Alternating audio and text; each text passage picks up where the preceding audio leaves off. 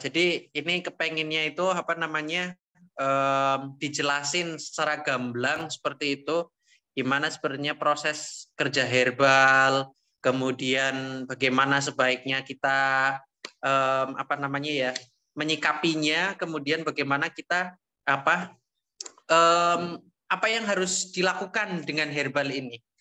Jadi untuk membuka Zoom meeting webinar pada malam hari ini, mari kita buka acara malam ini dengan sebuah niat, dengan banyak niat tentu saja. Niatnya untuk memperoleh ridhonya Allah Subhanahu wa taala, niat lagi untuk dimudahkan oleh Allah Subhanahu wa taala semua urusannya, dimudahkan oleh Allah Subhanahu wa taala, diberikan pemikiran yang cerdas seperti itu, dibukakan hati dan otaknya sehingga kita bisa menerima ilmu yang akan diberikan. Ala hadiniyah wa ala kulli niyatin shalihah wa biniyatil khalis liridha'illahi ta'ala wa li syafa'ati Rasulillah sallallahu alaihi wasallam. Al-Fatihah.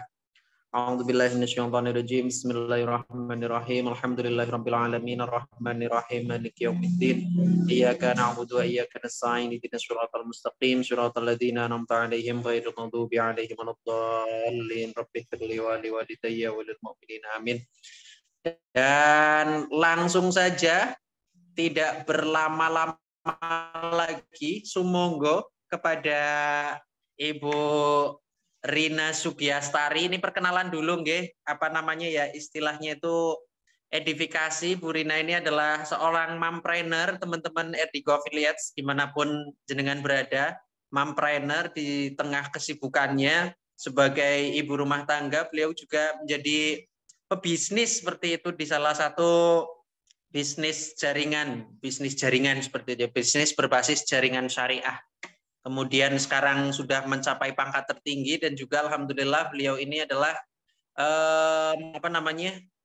ikut mendalami tentang herbaloginya ini, tentang ilmu tentang herbalnya. Semoga kita belajar sareng dan waktu sepenuhnya kami berikan kepada Ibu Rina Sugiastari. Semoga. Oke. Mic-nya ngapunten, sudah.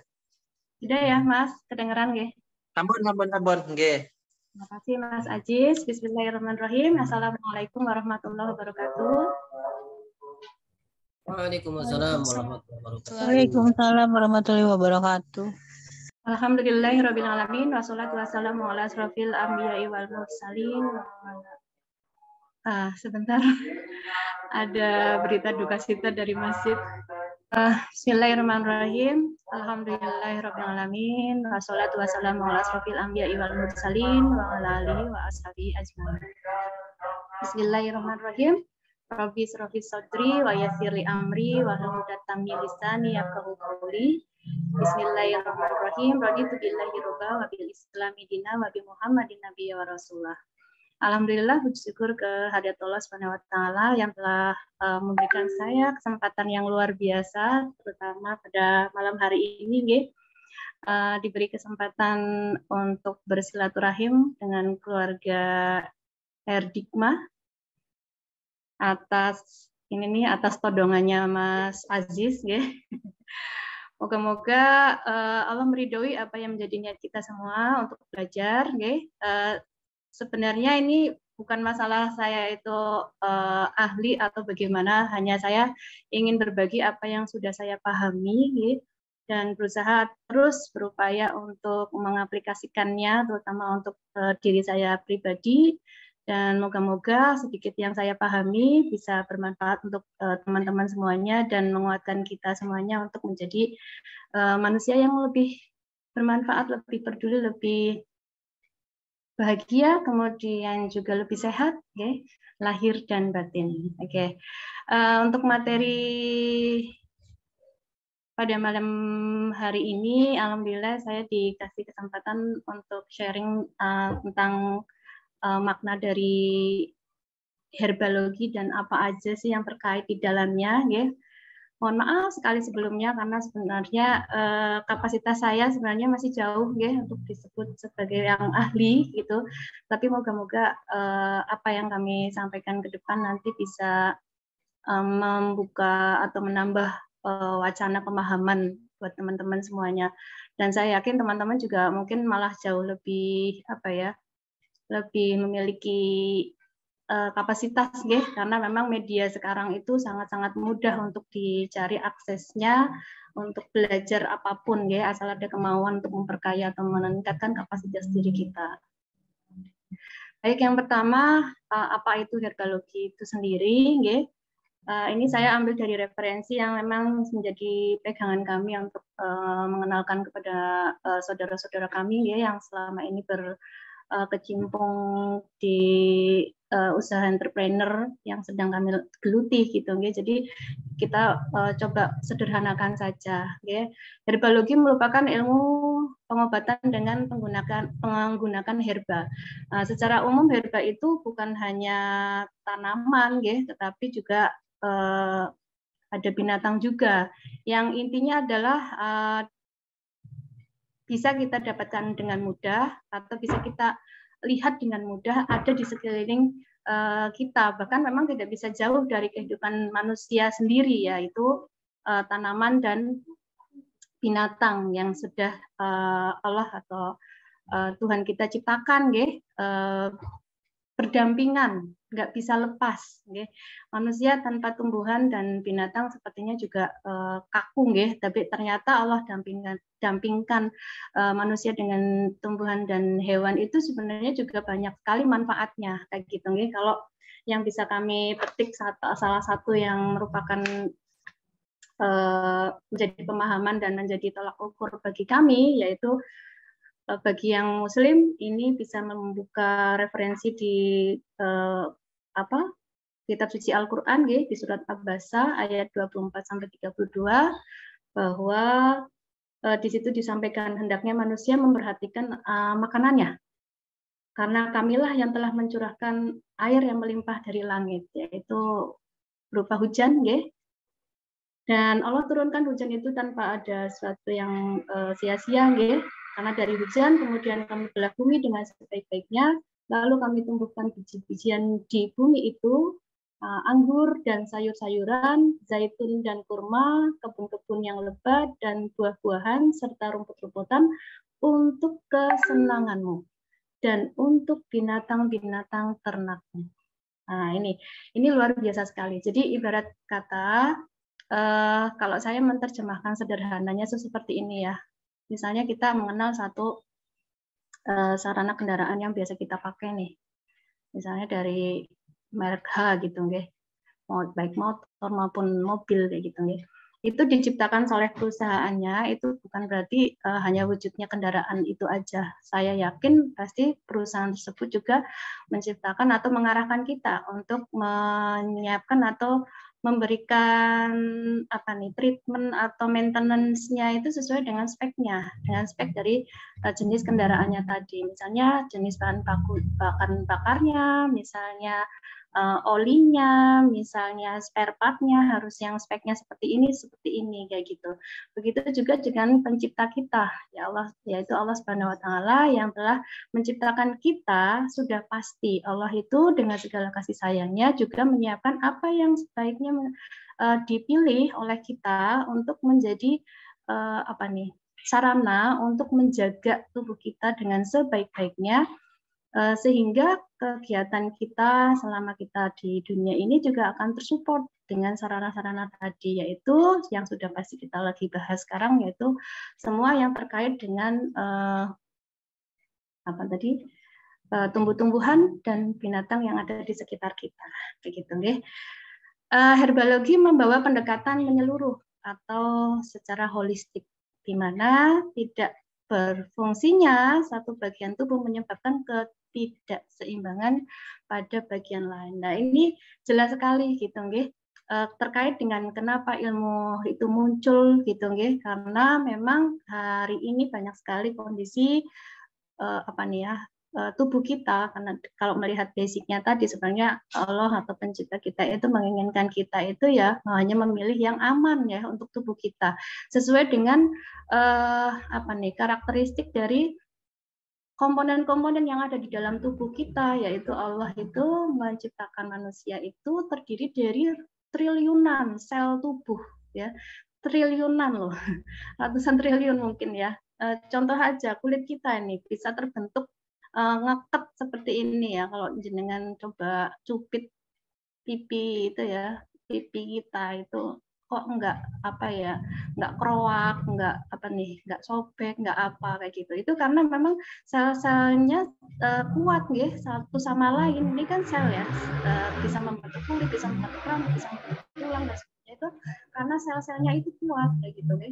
Sel-selnya kuat itu karena apa? Karena tadi ya tubuh kita itu memang terdiri dari banyak sel yang terikat satu sama lain dan sel-sel itu hidup ya. Sel-sel itu hidup bukannya mati. Sel-sel itu kalau kita pisahkan satu sama lain kemudian di mikroskop itu dia dihidup gitu. Jadi adalah makhluk juga yang otomatis apa ya? Dia otomatis membutuhkan support ya, support bahan bakar untuk bisa membuat keberlangsungan hidupnya itu bisa apa nih mensupport si pemilik tubuhnya tadi gitu ya, mensupport si pemilik tubuhnya tadi. Misalnya apa sih yang dibutuhkan oleh kulit misalnya ya.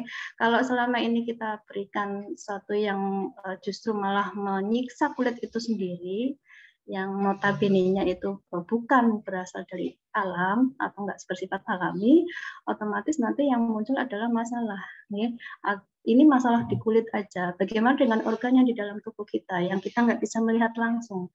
Nah itu satu dari sekian banyak organ yang mungkin sudah terancam oleh karena pemakaian yang nggak sifatnya alami, otomatis akan mengancam juga komponen tubuh lain karena ibarat satu kendaraan tubuh manusia dengan sekian banyak organnya itu saling terkait, nggak bisa dipisahkan. Satu yang bermasalah otomatis yang lainnya juga akan menimbulkan masalah gitu nggih, memberi efek kepada organ-organ lain sehingga muncul ketidakseimbangan di bagian tubuh yang lain atau dengan kata lain akhirnya muncul yang namanya vonis sakit gitu nih.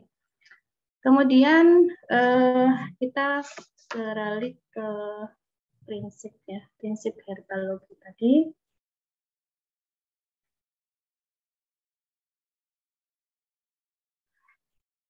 Adalah kita mempelajari bagaimana dalam kehidupan sehari-hari kita menggunakan semurni mungkin produk-produk yang sifatnya benar-benar alami. Alaminya itu bisa terjamin. Jadi kita bahagia dong gitu. Bahagia dong sebenarnya Allah sudah memberikan mengucurkan kasih sayangnya kepada manusia gitu adalah untuk kebaikan atau kesenangan manusia tadi.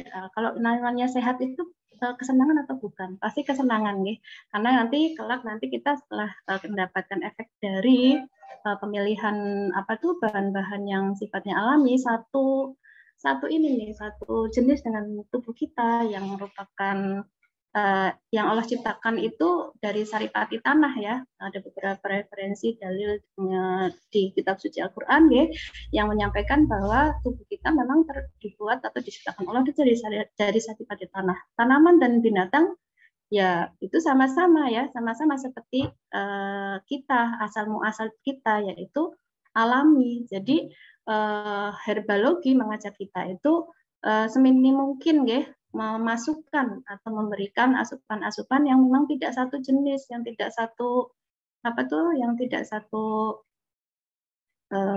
dasar ya, yang tidak satu asal gitu atau namanya kimia sintetis. Kemudian prinsip herbalogi dalam pengobatan gitu dia akan memiliki manfaat untuk memperbaiki dan menguatkan sistem pertahanan tubuh dari serangan kuman dari luar serta tekanan lingkungan sekitarnya. Nah, ini dia. Nah, makanya hari ini sebenarnya banyak kondisi saudara-saudara kita atau mungkin kita sendiri ini sedang dalam kondisi yang tidak baik-baik saja.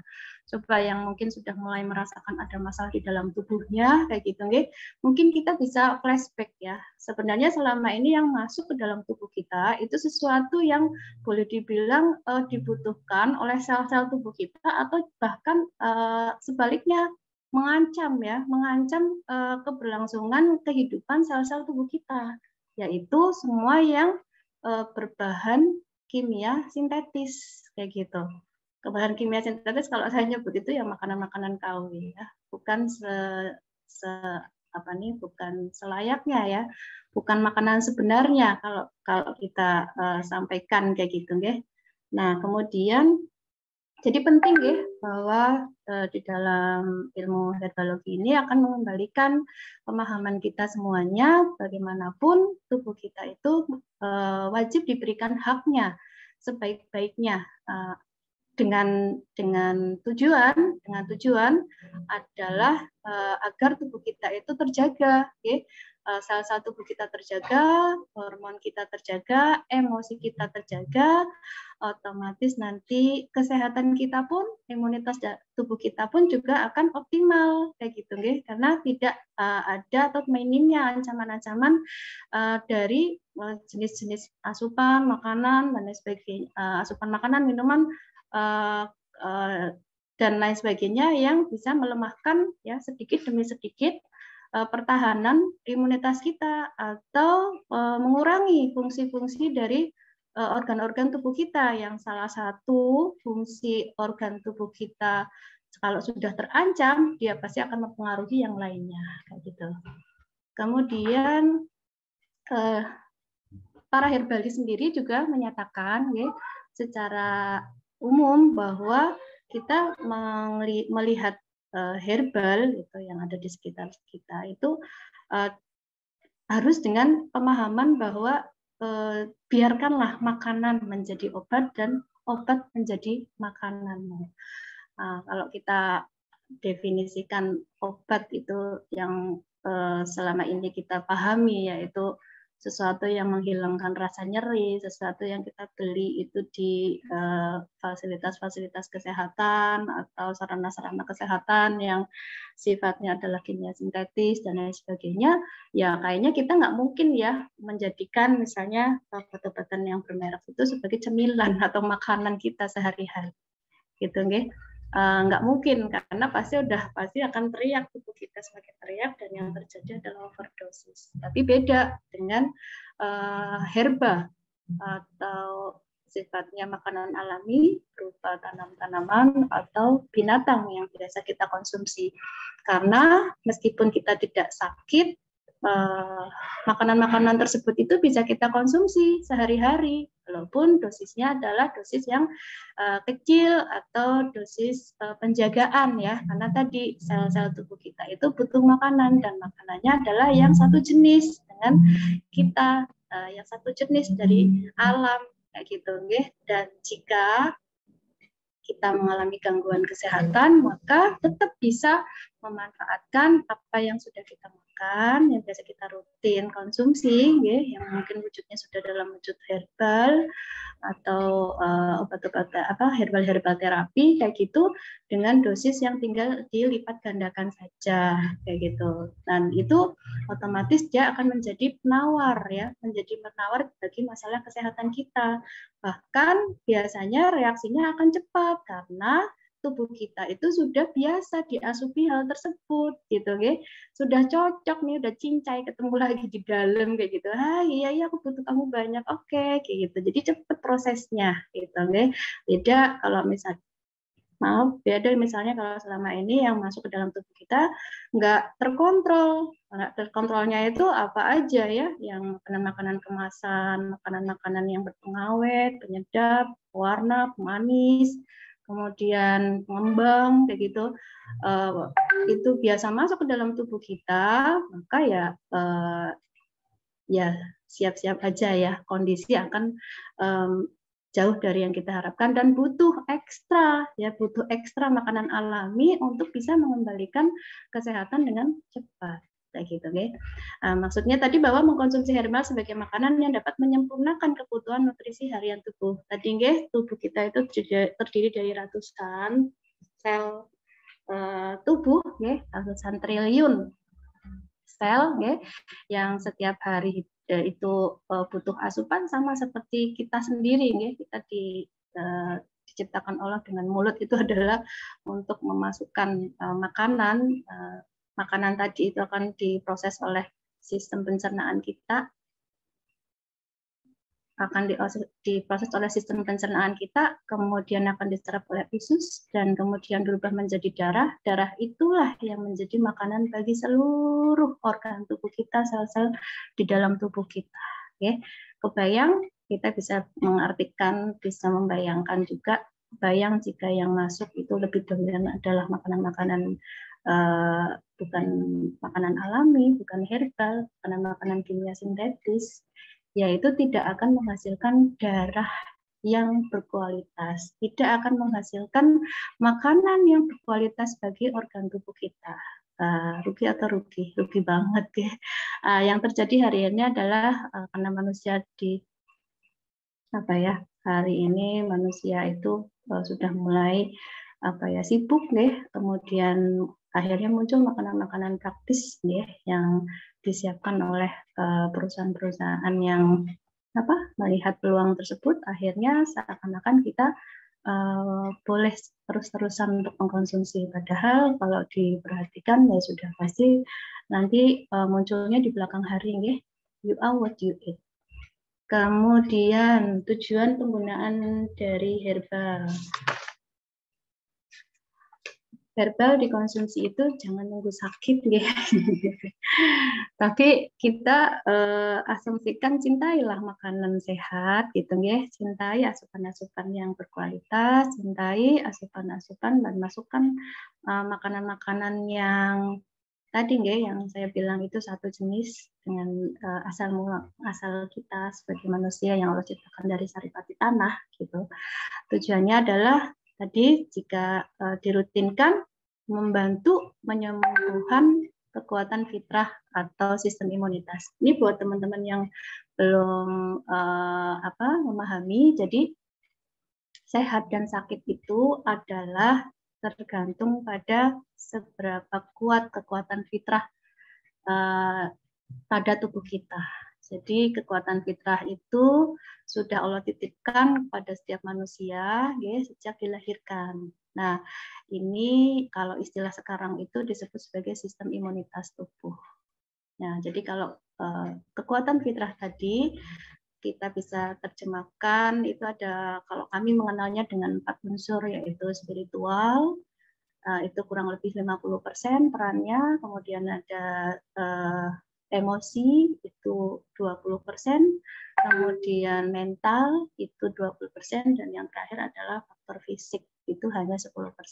Jadi yang optimal yaitu jika komponen komposisinya tadi yang saya sampaikan itu akan membentuk sistem imunitas atau kekuatan fitrah di dalam tubuh kita itu optimal. Masya Allah. Dan sebaliknya, maka jika kekuatan fitrah tadi tidak sempurna atau komposisinya tidak optimal seperti yang tadi saya sebutkan, otomatis yang terancam adalah sistem imunitas tubuh kita. Jadi meskipun sama-sama dalam cuaca yang sedang dingin seperti sekarang ini, gitu semoga di tempat jenengan nggak hujan, tapi di sini hujan dari siang sore, lumayan dingin orang sama-sama dalam kondisi yang dingin habis hujan, bagaimana dia itu bisa tidak beresiko pada saat ketemu virus flu, batuk dan lain sebagainya, gitu kok beda dengan satu rumahnya yang sama-sama lagi kedinginan juga, tapi begitu udah mulai dingin langsung ada dia langsung pilek, langsung batuk dan sebagainya, itu kondisinya sangat berbeda, dipengaruhi oleh sistem imunitas di dalam tubuhnya. Apakah dia spiritualnya, emosi, mental, dan kekuatan fisiknya itu dalam keadaan baik-baik saja atau tidak. Kemudian tadi mengembalikan keseimbangan tubuh, bukan hanya untuk menghilangkan gejalanya saja. Tadi biasanya kalau obat-obatan yang di luar sana kita cari adalah untuk menghilangkan rasa nyeri atau gejala-gejala yang mulai muncul jika dibiarkan, gejala-gejala sakit yang muncul jika dibiarkan nanti akan menyebabkan vonis sakit yang sesungguhnya gitu, vonis-vonis sakit yang berderet banyak banget sekarang kita kenal nama-nama penyakit itu luar biasa sekali. Tetapi kalau itu hanya sifatnya sementara, sifatnya hanya sementara, bahkan tidak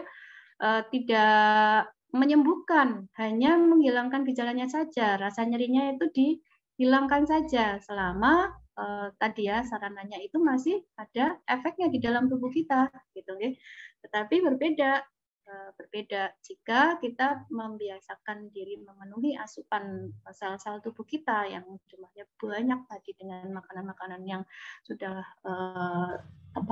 sudah pasti itu yang diterima oleh tubuh kita, makanan-makanan alami yang sudah pasti diterima oleh tubuh kita, dan itu dirutinkan, dirutinkan. Yang namanya rutin itu ada ininya, ada pemahamannya sendiri, itu otomatis yang sakit, ya, yang dalam kondisi sakit itu dia akan berangsur-angsur sel-sel tubuhnya yang sudah mulai melemah, sudah mulai rusak, bahkan sudah tidak berfungsi, itu akan lambat laun akan kembali aktif, gitu, lambat laun akan kembali bekerja lagi seperti sebelum terjadi kerusakan, atau mungkin sudah off kayak gitu, boleh dikatakan off kayak gitu, regenerasi dengan cepat oleh tadi ya makanan-makanan alami tadi, sehingga otomatis keseimbangan tubuh pun akan kembali, atau sistem imunitas tubuh, organ-organ tubuhnya juga nanti akan lambat laun akan kembali up. Ini kalau prinsip kami adalah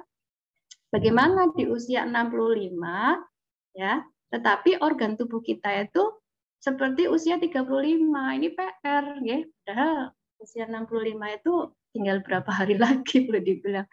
Maksudnya tinggal beberapa tahun lagi. Tapi you are what you eat, apa yang kita berikan hari ini itu terasanya nanti 5 tahun ke depan. Kayak gitu, jangan sampai kita jadi yang menyesal, kepengen awet muda, tetapi tidak ada upaya buat kita untuk mencoba mengenal tubuh kita, mencoba memilah yang dengan bijaksana apa yang jadi kebutuhan tubuh kita, kebutuhan sel-sel tubuh kita.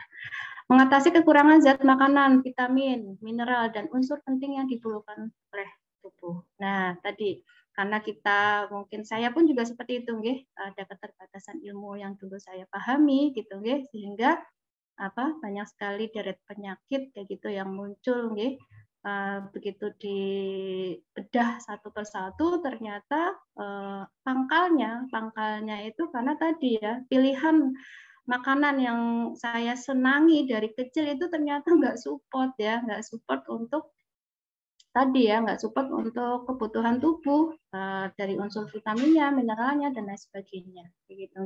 Dan yang terjadi ya begitu usia dewasa, karena itu memang kebiasaan dari kecil, begitu usia dewasa akhirnya muncul deret penyakit yang wow, gitu, banyak banget gitu.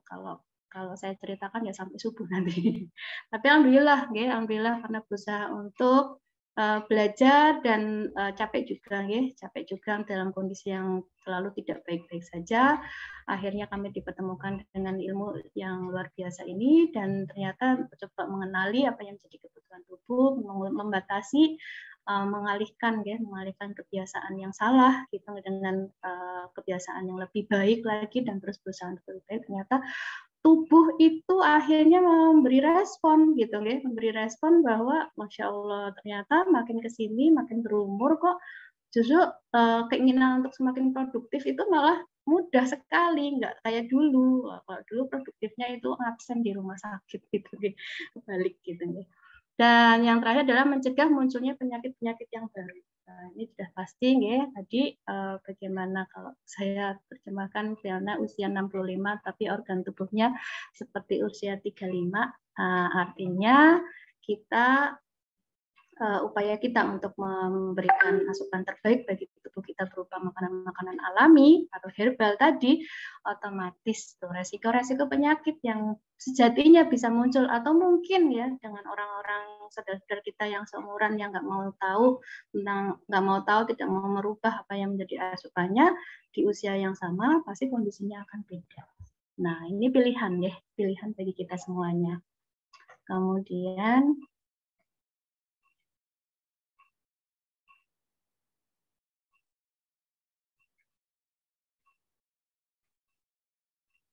Proses kerja herbal.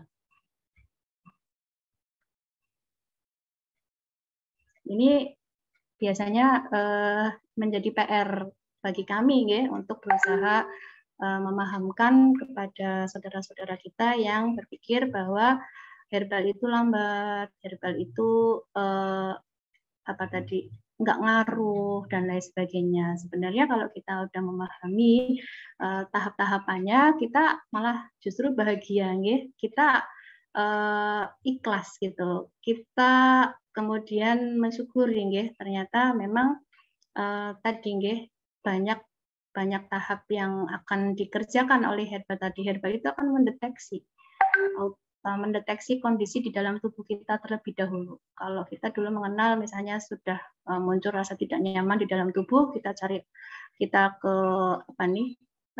Vaskes misalnya, kemudian kita disarankan obat-obatan kimia sintetis dan lain sebagainya, kemudian merasa nyaman gitu. Padahal yang terjadi malah sebenarnya kita hanya dilemahkan saraf sakitnya aja ya, dilemahkan saraf sakitnya aja, rasanya baik kayak gitu. Tetapi sebenarnya penyakit itu sendiri tidak keluar dari tubuh kita. Ya. Bahkan malah memberikan resiko ya baru kepada organ tubuh kita karena tadi pemakaian kimia sintetis yang berlebihan, sakit dikit, cari perut dan nyeri, sakit dikit, perut dan nyeri, dan seterusnya. Yang terjadi ya nanti malah tiba waktunya seperti bom waktu aja, okay? Tahu-tahu kok begitu sekian waktu berjalan karena dengan kebiasaan yang salah tadi, otomatis muncul mungkin bersamaan ya resiko-resiko yang apa tuh justru di belakang hari munculnya barengan pula gitu nggih, berderet yang kita lihat biasanya itu ya muncul penyakit-penyakit degeneratif yang komplikasi kayak gitu nggih, bukannya sudah rutin berobat dan sebagainya, tapi kok malah deret penyakitnya makin tambah banyak. Kenapa kayak gitu? Tapi beda dengan pada saat kita memberikan herbal ya sesuai dengan kebutuhan kita. Kalau memang itu sudah mulai muncul atau dibutuhkan herbal terapi karena masalah kesehatan sudah mulai muncul, sebenarnya yang pertama dilakukan oleh si herbal tadi yaitu dia mendeteksi untuk mengeluarkan ya, atau rilis segala toksin. Nah, segala toksin atau racun ya yang ada di dalam tubuh kita yang mungkin sudah menumpuk di di ginjal, sudah menumpuk di liver, sudah menumpuk di paru-paru, sudah menumpuk di lambung kita, di darah kita dan lain sebagainya. Itu udah otomatis herbal itu akan masuk apapun jenisnya. Jadi seberapa banyak toksin yang ada di dalam tubuh kita kayak gitu nggih, maka herbal yang masuk di dalam tubuh otomatis dia akan beberes dulu yang kita kenal dengan istilah detoksifikasi. Nah, masalahnya lebih banyak toksinnya atau lebih banyak herbalnya yang ada di dalam tubuh kita. Kalau prosesnya itu ternyata herbalnya hanya dengan dosis yang sedikit, otomatis proses rilisnya nggak kelar-kelar, dan tadi yang yang dirasakan seakan tidak ada reaksi pada saat mengkonsumsi herbal. Nah, ini yang biasanya jadi kesimpulan yang instan ya dari para orang yang belum mengenal tentang kerja herbal tadi, atau mungkin belum kita pahamkan kayak gitu nggih. Jadi dalam ilmu ini, dalam ilmu Tibbun Nabawi, sebenarnya mau sehat itu atau mengembalikan kesehatan itu ya sebenarnya adalah dengan melakukan detoksifikasi atau membiarkan herba itu merilis, mengeluarkan tumpukan toksin, karena toksin dalam tubuh kita itu bisa jadi bukan hanya apa yang sengaja atau nggak sengaja kita masukkan ke dalam tubuh kita berupa makanan 5P misalnya gitu, atau toksin yang nggak sengaja masuk melalui asap rokok gitu nggih, kemudian radiasi gitu nggih, asap kendaraan, asap pabrik, ya, dan lain sebagainya. Pokoknya hal-hal yang memang sifatnya itu melemahkan organ-organ tubuh kita, dan qadarullah kita hampir setiap hari ketemunya karena nggak sadar tadi, nggak sadar tadi. Tapi ada juga itu toksin dari luar ya, ada juga toksin yang muncul dari dalam tubuh kita sendiri kayak gitu. Contohnya kondisi yang BAB tidak lancar. Ya, kalau kita sudah ngerti nih kuncinya kalau BAB lancar itu ya minimal 2-3 kali sehari. Ya. Kira-kira sekitar 2-3 kali sehari ya. Itu dalam jam-jam yang jam-jam yang sesuai dengan kerja tubuh gitu ya. Nah, kondisinya banyak loh saya temui ternyata saudara-saudara kita itu ternyata menyepelekan yang namanya rilis tadi atau proses BAB-nya tadi. Ada yang termehek-mehek. Ada yang menyepelekan proses detox tadi ya, proses mengeluarkan BAB-nya tadi. Jadi dianggapnya sekali sehari itu dianggapnya sudah normal, tetapi masih belum. Bahkan 2-3 hari sekali dianggapnya baik-baik saja. Padahal itu kalau dibiarkan yang terjadi adalah toksin baru yang muncul di dalam tubuh kita sendiri, yaitu berupa gas ya, gas karsinogen. Ya, toksin berupa gas karsinogen yang kalau dibiarkan ibarat kayak gini, jenengan nutup atau nyimpan sampah di dalam satu ember, kemudian embernya ditutup, sampahnya sampah organik yang sampah makanan. Kemudian ditutup 1 minggu, yang tadinya nggak ada baunya, begitu dibuka tutupnya pasti bau ya, pasti bau.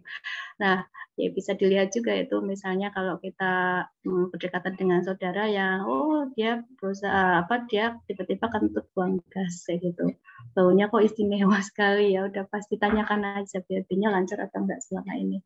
Bau badannya, bau mulutnya kayak gitu. Itu adalah bentuk ciri-ciri ya kondisi pasti proses pembuangan racun melalui pencernaan atau melalui BAB-nya itu tidak lancar. Dan itu mengakibatkan gas karsinogen bertumpuk di dalam tubuh kita.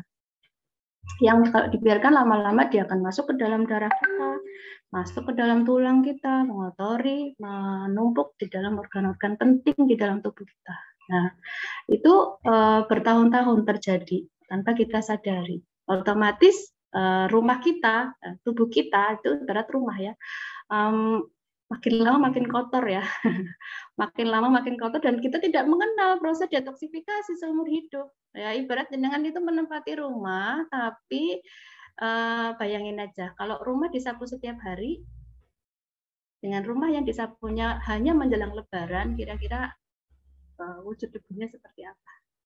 Ya, wujud rumahnya kotornya itu kayak apa? Nah, makanya begitu ada herbal yang memang kita rutin konsumsinya, pasti yang akan dilakukan sesuai dengan kebutuhannya, sesuai dengan kerjanya, sesuai dengan manfaatnya. Yang pertama kali dilakukan adalah rilis, mengeluarkan melalui lubang-lubang ekskresi ya. Ada 9 lubang. Nah, ini boleh kapan-kapan bocoran.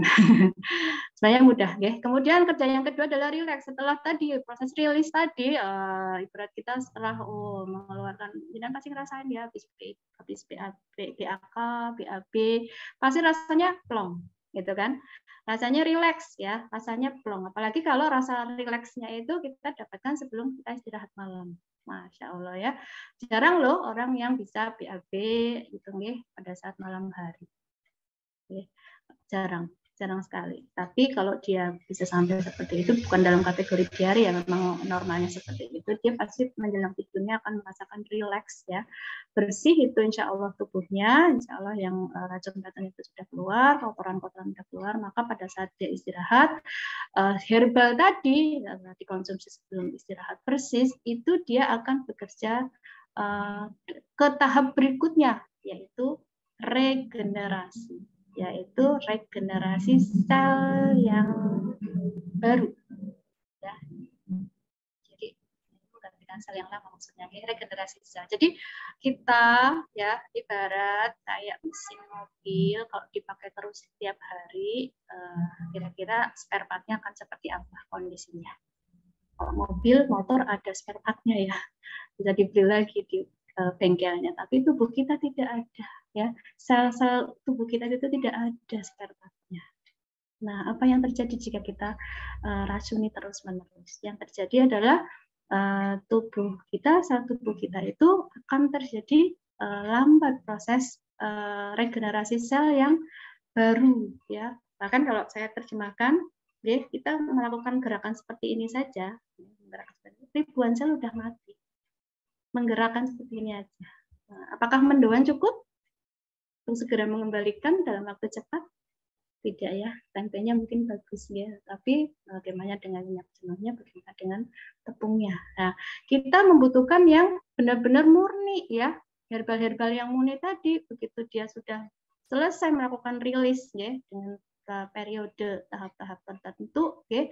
Kemudian juga pada saat proses rilisnya tidak kita kotori lagi, kita berusaha menahan diri, otomatis dia akan rileks ya, tubuhnya akan rileks, sel-sel akan rileks, maka regenerasi sel menggantikan sel-sel yang sudah mati, misalnya kayak darah itu kan hidup matinya itu selalu 20 hari sekali.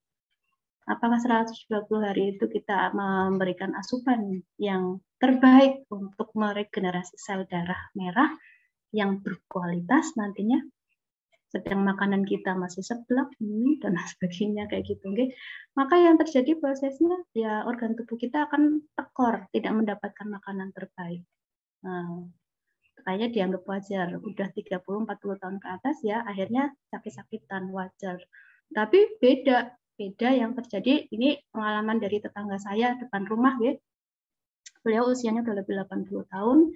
Saya dan masih sehat, kalau subuhan itu masih tindak ke masjid dalam kondisi badannya tegap, tidak gemuk ya. Jalannya masih tegap, luar biasa. Dan saya dapat bocoran dari putranya gitu. Bapak itu rahasia sehatnya adalah seumur hidup alhamdulillah tidak pernah makan mie instan. Gitu. Dan hanya rebus-rebusan gitu ya, makanan polo pendem dan lain sebagainya, bukan makanan-makanan olahan. Dan itu membuktikan terjadi regenerasi sel ya, makanan-makanan alami yang masuk ke dalam tubuh beliau. Makanya organnya yang tadi saya sampaikan ya, usia 65 seperti usia 35. Karena terjadi terus setiap hari ada proses regenerasi sel. Ngelungsumi terus kalau orang Jawa bilang ya, ngelungsumi terus itu sel-selnya. Cepat prosesnya, nggak pakai lama, GPL gitu ya. Dan yang terakhir setelah proses regenerasi sel untuk menggantikan sel-sel organ tubuh yang sudah mulai loyo, sudah ada rusak, yang sudah tidak berfungsi dan sebagainya, maka organ tubuh secara umum itu akan terjadi refunction. Nah, berfungsi kembali. Bahagia banget ya, kita bisa beraktivitas itu, Masya Allah tadi ya, yang dibilang tadi 65-35. Nah, mau dimulai dari kapan itu ya? Perubahan gaya hidup kita, ya, perubahan pilihan asupan kita. Kalau kita menginginkan di usia 5 tahun ke depan itu kita seperti usia 5 tahun sebelumnya, kayak gitu, ya. Kemudian, moga-moga dipahami ya, nggak terlalu cepat. Kemudian yang selanjutnya adalah tadi kaitannya herbal itu sebagai sarana untuk kesembuhan, gitu ya. Tadi kaitannya apakah herbal itu bekerja lama ya, prosesnya di dalam tubuh kita, efeknya lama di dalam tubuh kita, gitu ya. Yang terjadi kita kenali dulu ya, kita kenali dulu rukun penyembuhan tadi ya, sehingga kita nanti jadi ngerti, ya. Jadi ngerti nanti akan mempengaruhi juga cepat lambatnya kerja herbal di dalam tubuh kita jika itu diperlukan adalah untuk terapi.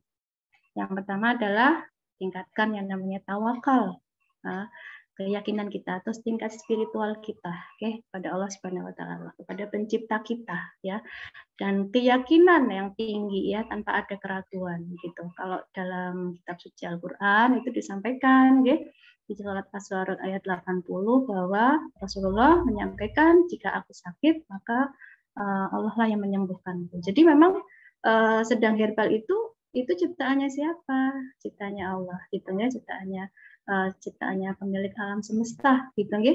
Jadi kita berprasangka baik, ya, berprasangka baik pada saat kita niatkan mengkonsumsi herbal tadi adalah untuk kesembuhan, ya. Kita serahkan kepada Allah pencipta kita, pencipta para herbal tadi adalah yang akan mengerjakannya, kayak gitu. Hanya Allah, hanya yang menciptakan kita, yang akan memerintahkan herbal-herbal tadi untuk bekerja sebagai melakukan proses terapi atau perbaikan di dalam tubuh kita, kayak gitu. Gitu. Jadi tadi kalau saya bilang kekuatan fitrah kita kurang lebih dari 50%-nya adalah dari sisi spiritual. Nah, kalau kita ragu, otomatis herbal tadi juga akan sesuai dengan prasangka Allah, sesuai dengan prasangka hambanya, ya, otomatis akan akan bekerja lambat juga. Tubuh kita seakan-akan sudah disetting untuk menolak kalau kita ragu, ya, seluruh sel tubuh kita seakan-akan kita setting untuk menolak. Nah, ini yang bahaya, ya. Bahaya, ya, nanti tubuhnya sisi lain akan menjerit, sisi lain dia akan menolak, ya, kerja si herbal tadi. Jadi cuma numpang lewat aja, tidak ada efeknya sama sekali. Eman-eman, ya, padahal kita pasti berusaha untuk memilih yang terbaik dari proses dari proses yang terbaik juga, ya. Minim kimia sintetis yang benar-benar masuk dalam tubuh kita adalah herbal. Yang kedua adalah penggunaan yang berkelanjutan. Artinya apa? Rutin, ya. Penggunaan yang berkelanjutan itu adanya rutin. Jangan hari ini kita konsumsi misalnya madu, misalnya itu. Saya senang banget kalau ngomong madu. Ya, madu itu ada kesembuhan bagi manusia itu. Kalau dalam madu tadi, ya, dari kondisi sakit yang seperti apa aja, gitu, ya. Kalau kita ngomong madu. Nah, tapi beda kondisinya kalau misalnya yang seorang mengkonsumsi madunya itu rutin setiap hari di jam yang sama, meskipun 1 sendok, meskipun dalam kondisi yang baik-baik saja, tidak dalam kondisi yang sakit, apalagi dalam kondisi yang sakit, ya, dengan yang dengan yang minumnya itu hari ini minum bisa setengah botol, gitu. Tapi kemudian dia libur 3 bulan. Itu beda kondisinya, kayak gitu. Ya, dan itu tidak akan efektif untuk tadi, ya, membuat tubuh kita mengalami tadi 4 proses bekerjanya herbal di dalam tubuh. Nah, kan sayang, ya, mending sedikit-sedikit tapi rutin, gitu. Itu yang menjadi menjadi PR buat kita semuanya untuk mencintai asupan yang bermanfaat alamiah tadi, sehingga kita tadi, ya, proses-proses di dalam tubuh kita itu tidak lain hanya herbal itu, ya, hanya herbal yang bisa mengerjakannya, ada rilis, ada apa segala macam, itu herbal, bukan yang lain. Okay. Kemudian kondisi munculnya DOC, direction of cure, atau krisis penyembuhan. Nah, ini biasanya terjadi pada proses detoksifikasi tadi, ya, proses rilisnya, ada reaksi, berarti kayak gitu.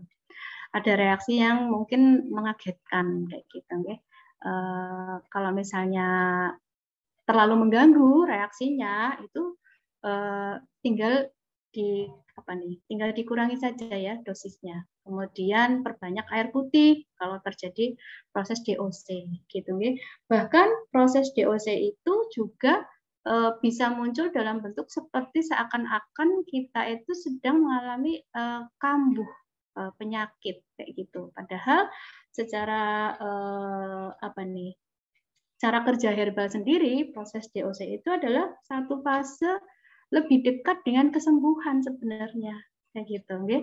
Jadi tubuh itu seakan diajak untuk beradaptasi, nggih, tapi tinggal selangkah lagi lah, ibarat kayak gitu, nggih. Tinggal selangkah lagi menuju kesembuhan. Ya, ada tubuh itu menunjukkan reaksi yang seakan-akan sama seperti pada saat kita lagi kambuh sebelum pada saat kita kena penyakit, ya, di awal ya, sebelum kita melakukan terapi.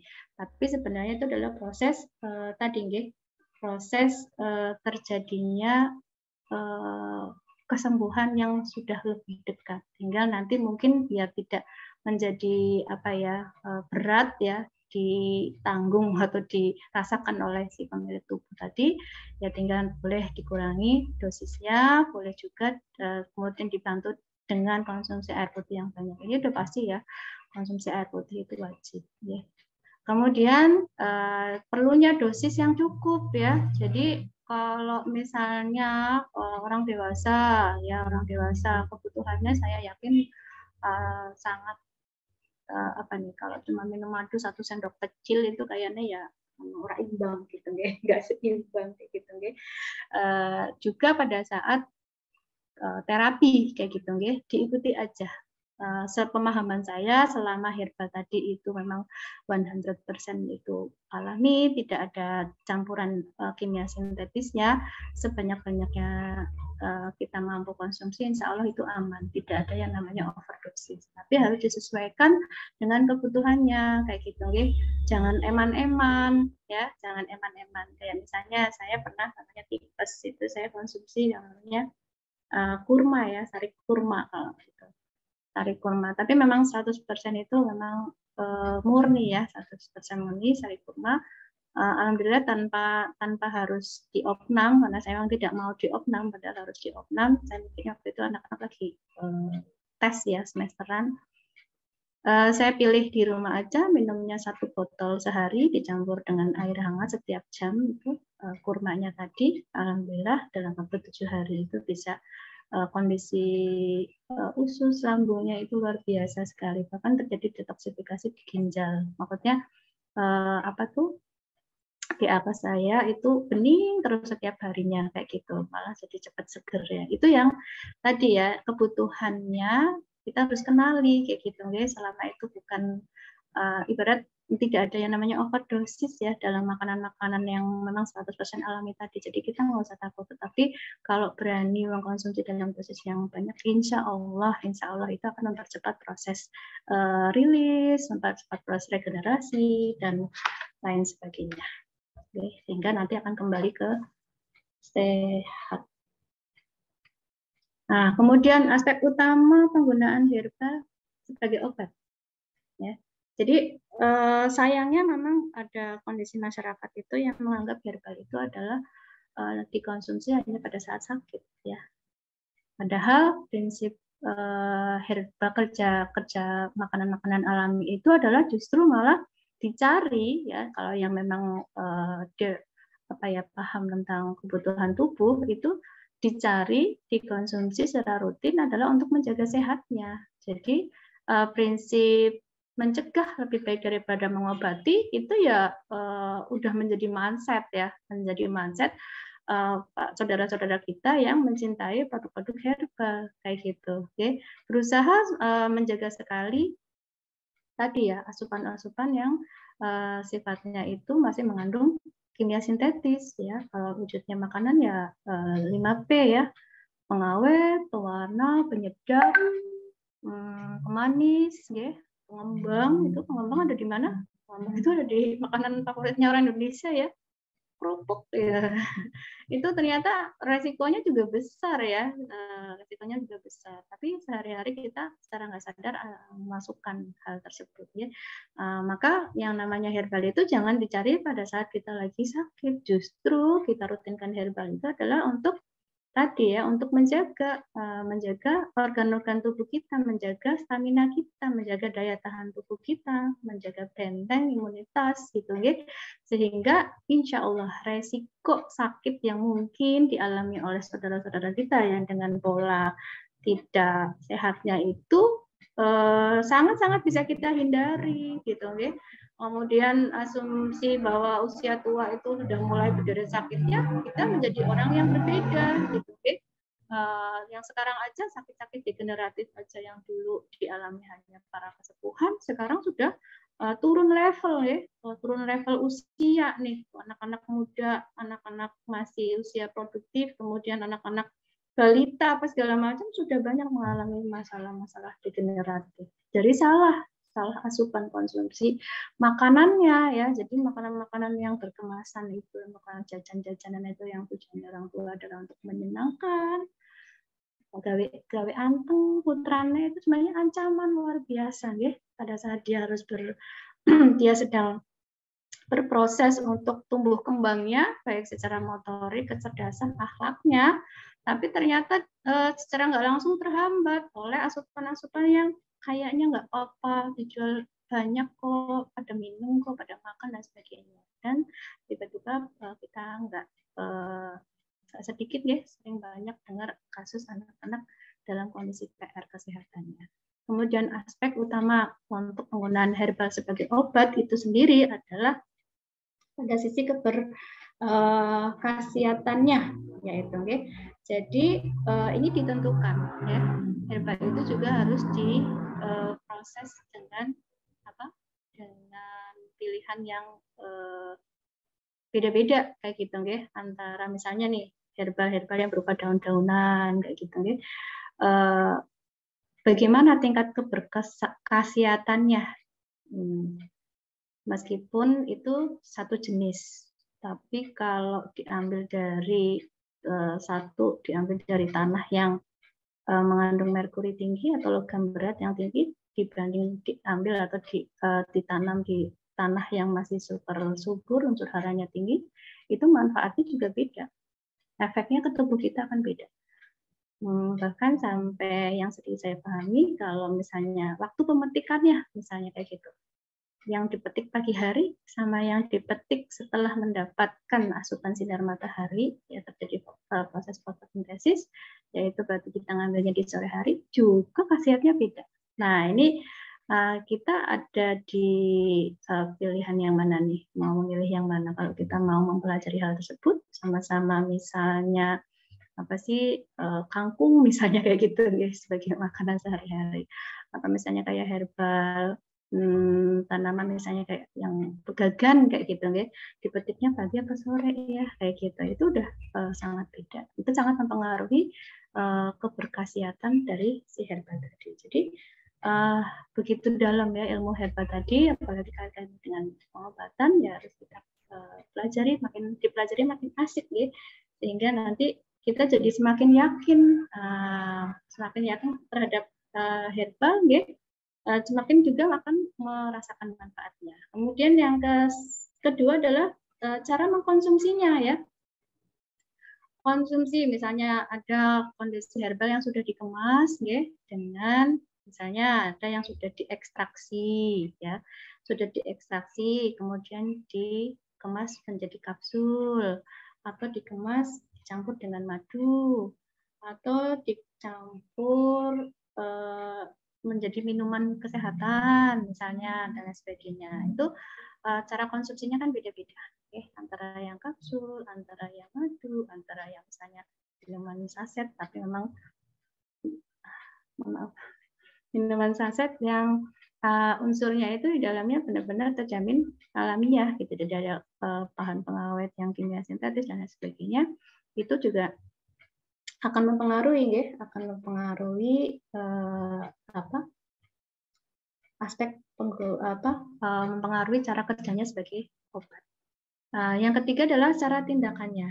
Nah, ini dia tunggal atau bersinergi. Biasanya kerja herbal kalau yang bersinergi itu akan berlipat kali ya efeknya, manfaatnya, proses cepat lambatnya di dalam tubuh kita, gitu nggih. Jadi biasanya herbal-herbal yang disinergikan atau dipertemukan itu akan dipertemukan dengan yang hampir sejenis manfaatnya, meskipun itu namanya beda, wujudnya beda, misalnya gitu. Jadi itu akan membuat efek tadi manfaat ke dalam tubuh pasien yang tadi kepengen proses cepat, rasa yang cepat kayak gitu nggih, itu maka akan seperti yang diharapkan kayak gitu. Nah, ini beda dengan yang tunggal sifatnya atau hanya satu jenis. Sedangkan ada misalnya ada orang-orang yang saya pilih yang godokan aja lah, ngambil dari kebun dan sebagainya. Itu biasanya dia nggak berani ya, karena memang tidak tahu ilmunya ya. Tapi kalau yang sudah paham ilmunya, kita pelajari jenis-jenis herba yang Allah siapkan di muka bumi ini, kemudian kita pelajari perusahaan yang menyediakannya. Kenapa ini kok satu kemasan itu macam-macam di sini kayak gitu, okay? Oh ternyata macam-macamnya itu hampir sama manfaatnya untuk kebutuhan terapi suatu kondisi misalnya. Itu digabungkan adalah tadi ya, tujuannya adalah untuk mempercepat. Nah, yang keempat adalah waktu mengkonsumsi herbal. Rata-rata herbal itu akan memiliki efek lebih cepat, ya, reaksinya di dalam tubuh itu jika dikonsumsi dalam keadaan perut kosong, minimal itu 30 menit sebelum makan. Kenapa? Biar dia itu bisa terserap terlebih dahulu oleh usus, masuk dulu, diolah dulu oleh sistem pencernaan kita, kemudian diserap oleh usus halus kita, dan kemudian otomatis akan cepat menjadi sel darah merah ya, yang akan akan dipompa oleh jantung mengelilingi tubuh kita masuk ke organ-organ tubuh. Nah ini. Tapi ada juga kondisi yang sebenarnya sangat baik dikonsumsi sebelum makan, cuman ada alasan kesehatan, ya misalnya mungkin dia punya masalah asam lambung, ya sebaiknya dikonsumsinya setelah makan. Jika memang herba tadi itu ada indikasi, misalnya mungkin ada unsur yang sedikit asam dan lain sebagainya, itu boleh dikonsumsinya adalah setelah makan, gitu deh, setelah makan. Nah, kemudian, ini dia nih, bisa menjawab lagi apa yang bikin herba itu tidak berkhasiat. Ya, banyak. Masalah pikiran, masalah mindset ini ya. Jadi memang yang menjadikan seseorang itu sulit atau ragu, tadi pemahaman tentang herbal sendiri, dia merasa kalau herbal itu lama. Itu kan pikirannya dia, gitu. Karena dia tidak mengenal ilmunya, kayak gitu, otomatis pikiran itu yang membuat asumsi-asumsi sehingga membuat kesimpulan dan mempengaruhi otomatis kerja herbal itu tadi, sesuai dengan pemikiran pemilik tubuhnya. Jadi seakan-akan tubuhnya itu disetting untuk menolak kan eman-eman ya, padahal herbalnya itu mungkin udah yang luar biasa, sesuai dengan kebutuhannya, kemudian praktis, kemudian benar-benar berkualitas, alami, gitu, kalau kita bilang unsur halal dan thayyibah bagi umat muslimnya udah sesuai dengan syariah, kurang apa aja, gitu. Nggak ada desain insya Allah sempurna, tapi karena masalah mindsetnya tadi, otomatis itu akan terpengaruh, sehingga ya dia akan merasa tidak ada efeknya sama sekali. Kemudian masalah kedisiplinan, kalau dia merasa menyepelekan, gampang lah gitu. Karena tidak yakin, ya dia tidak berusaha untuk mendisiplinkan waktu untuk mengkonsumsinya. Itu juga sangat mempengaruhi proses kerja herbal. Nyepelek gitu, kalau kita bilang menyepelekan. Gitu, kemudian ada yang kedua adalah tekanan atau stres, gitu, Ini juga mempengaruhi kerja otak. Ya, kalau ada stres, tinggal stres. Stresnya dari mana? Banyak ya. Tubuhnya sudah stres. Tubuhnya ya, bukan pikirannya. Tubuhnya stres karena apa? Tadi yang contoh kecilnya adalah di mana dia ternyata bertahun-tahun itu mengalami pola tidak lancar BAB. Ya, tidak lancar BAB-nya itu membuat dia itu otomatis secara organ tubuhnya itu merasa ada yang nggak beres gitu, namanya tadi kortisol, hormon kortisol, kemudian karsinogen, gas karsinogennya itu berlebihan di dalam tubuhnya, sudah rasanya karu-karuan di dalam tubuhnya. Ada pegel badannya, kemudian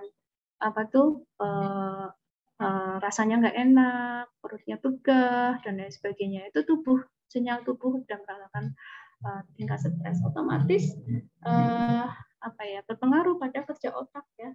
Otak itu nggak nyambung untuk memerintahkan saraf-saraf yang akan dihubungkan saraf-saraf yang hubungkan organ-organ tubuhnya itu untuk diperintah ya gitu nggak nyambung. Sarafnya itu lemah sehingga otomatis dia tidak akan merespon herbal tadi. Okay? Tidak akan pernah bisa merespon dan otomatis tindakan pengobatan herbal itu juga terjadi proses gagal dalam penyerapan, gagal dalam merasakan manfaatnya gitu ya. Kan sayang ya. Jadi memang kesiapan psikologisnya ya, psikologisnya, masalah mental, emosi yang tadi saya sampaikan di awal tentang kekuatan fitrah, spiritual, emosi, mentalnya itu ya harus benar-benar kita arahkan dulu guys sebelum kita meresepkan. Jadi dari hati ke hati, siap apa enggak gitu guys. Yakin apa enggak dan lain sebagainya. Kemudian rileks, ikhlas dengan sakit ya yang sudah Allah datangkan kayak gitu nggih. Tujuannya adalah kebaikan untuk kita semuanya, untuk menggugurkan dosa, untuk membuat kita jadi lebih aware sama tubuh kita gitu nggih. Kemudian menjadi hikmah bagi orang-orang di sekitar kita untuk jadi lebih saling memperhatikan dan lain sebagainya. Itu banyak kok hikmah kebaikan dari sakit-sakit itu sendiri kok. Jadi kita bikin pasien itu rileks gitu, kita ajak benar-benar beliau itu menikmati prosesnya kayak gitu guys, apapun kondisinya, ada proses detoksifikasi dan lain sebagainya juga kita harus sampaikan gitu guys, sehingga dia tidak takut, tidak berpikir yang tidak tadi guys, sangat pikirannya itu harus berpositif terus. Kemudian mengkonsumsi air yang tidak cukup ya, bagaimanapun herbal itu masuk ke dalam tubuh dia akan terserap dengan cepat, kemudian beredar ke seluruh tubuh dalam wujud darah dan sebagainya itu ya dibantu dengan air gitu nggih. Ini juga unsur alami ya. Jadi cintai air bening ya. Air putih dibilang susu, air bening ya. Air bening yang benar-benar murni ya. Itu sangat dibutuhkan oleh tubuh kita. Dalam keadaan sehat pun sebenarnya tubuh kita kan sudah memiliki standar ya, berapa sih minimum air yang harus kita berikan kepada tubuh kita. Okay? Kalau di kami itu sesuai dengan berat badan. Jadi per 25 kg berat badan kita, kebutuhan hariannya itu minimal 1 liter. Jadi kalau beratnya 50 kg ya minimal 2 liter. 75 kilo ya minimal 3 liter. Itu minimal ya. Boleh lebih? Sangat boleh. Ya. Apalagi kalau sudah selama ini bertahun-tahun kurang. Ya, selama ini bertahun-tahun kurang asupannya. Jadi minum aja kalau ingat, minum aja kalau seret kayak gitu ya. Kalau seret gitu. Kemudian kalau nggak ada minuman yang menarik lainnya baru minum air putih kayak gitu, okay? Jangan ya, itu sama aja zalim, menyiksa tubuh kita. Okay? Darah akan mengalami pengentalan. Okay? Otomatis nanti timbul efek ya darah tinggi, ya jantung dan sebagainya ya. Karena dibiarkan bertahun-tahun, otomatis herbal yang sejatinya kita berikan masukkan ke dalam tubuh kita untuk pengobatan atau terapi pun juga tidak akan tidak akan optimal karena tadi ya airnya kurang, tidak ada sarana untuk mengolah, kemudian menyerapnya dan mendistribusikannya ke organ-organ yang sedang membutuhkan melalui darah tadi. Sayang ya, sayang banget. Jadi kecuali kalau kesepuhan ya, kalau kesepuhan itu ya kita harus batasi ya, karena mengingat kebiasaannya sudah bertahun-tahun ya, kita bantu untuk belajar minum ya, belajar minum, tapi memang kalau kesepuhan ya kita jaga jangan terlalu banyak minum pada saat malam hari, khawatir malah tidak bisa istirahat gitu ya.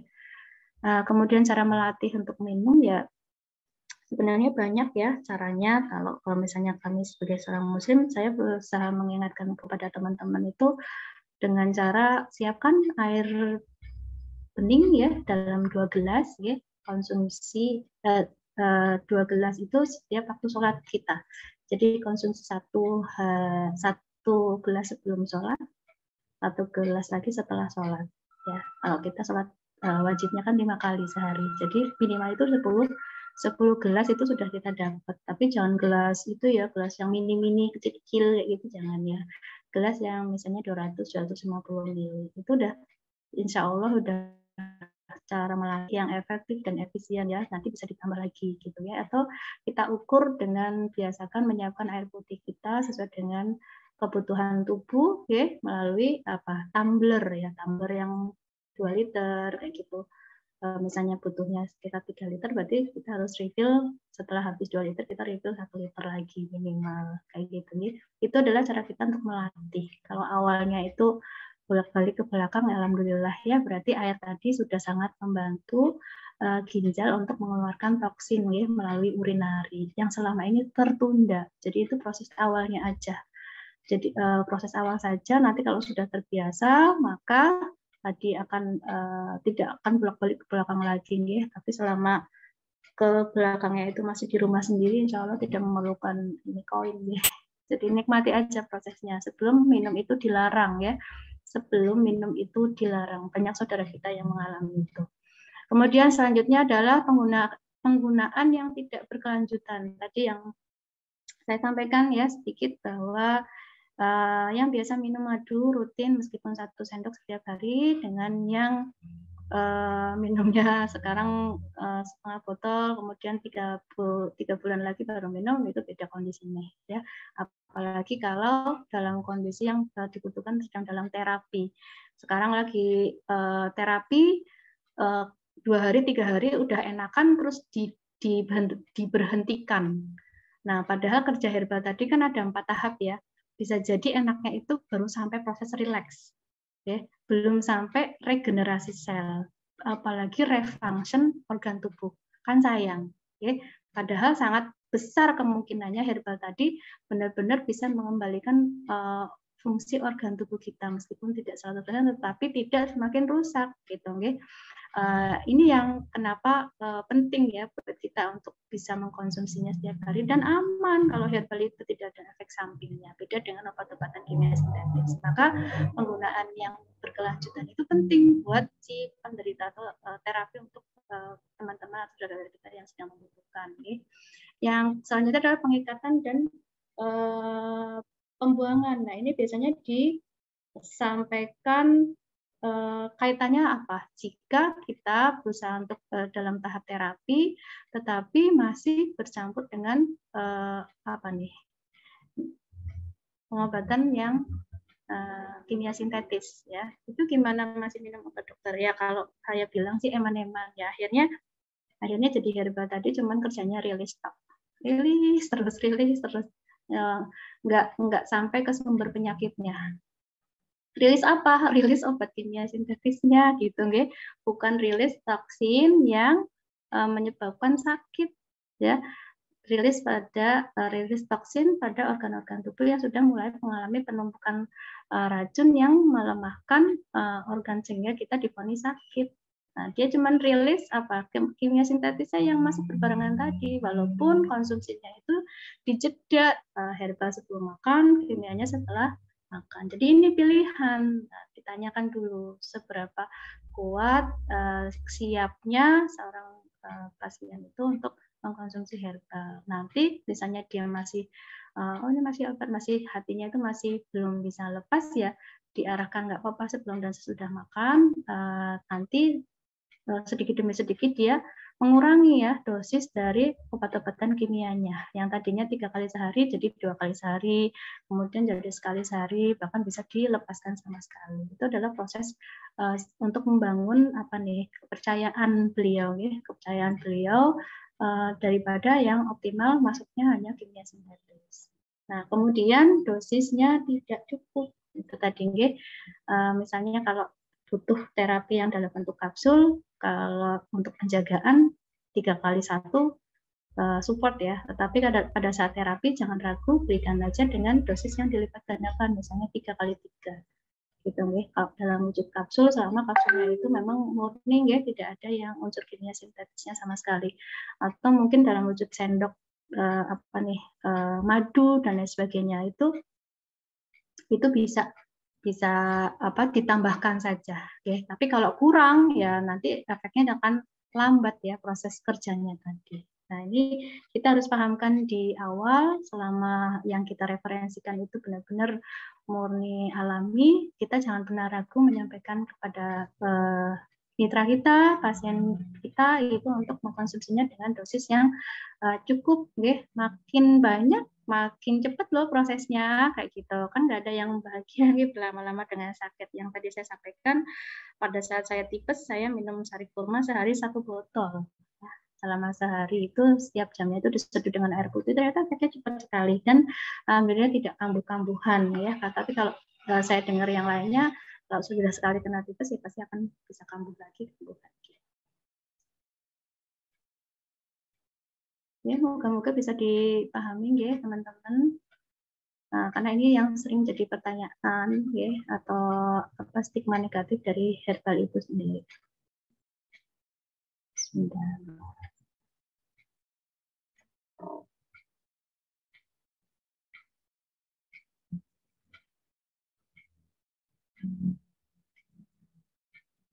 Oke, siapa saja sih yang membutuhkan herbal?